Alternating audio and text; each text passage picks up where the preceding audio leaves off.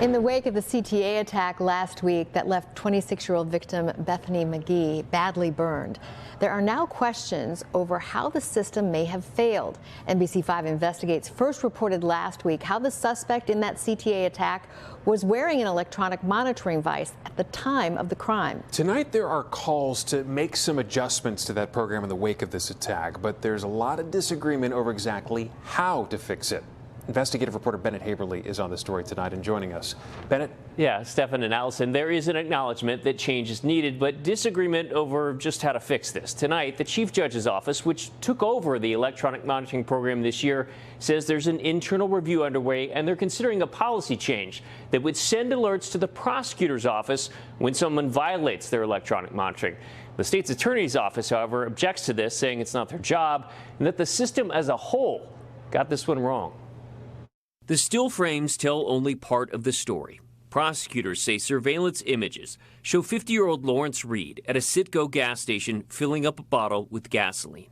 And later, on the CTA Blue Line, approaching 26-year-old Bethany McGee, dousing her in the flammable liquid and setting her on fire.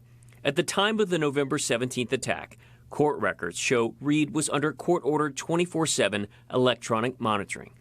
Cook County's Adult Probation Department alleges that Reed violated the terms of his court-ordered curfew multiple times in the days leading up to the attack, including on November 9th, 12th, 13th, 14th, 15th, and again on the 17th, the same day that McGee was badly burned.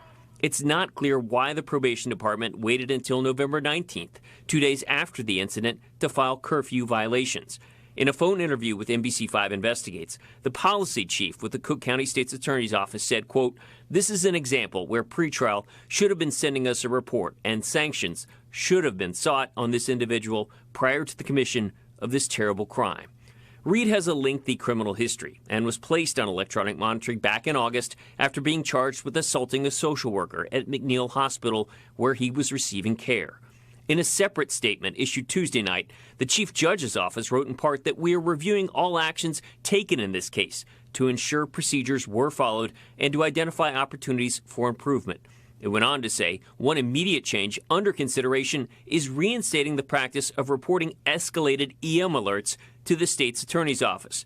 But the state's attorney's office tells NBC5 Investigates it objects to that, saying that adult probation has that responsibility to monitor individuals like Reed, and that, quote, "We do want them to do their job better," while acknowledging that the responsibility doesn't lie solely with probation, and that the system as a whole got this one wrong, and it's not fair to lay that at their feet.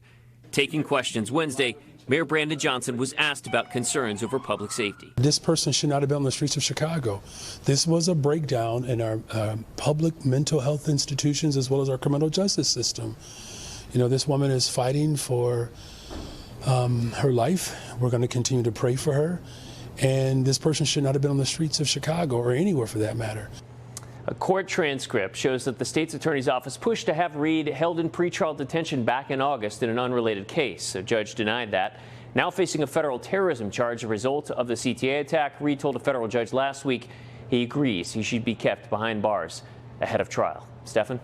Bennett Haberly. Bennett, thank you so much. We appreciate it. Sure.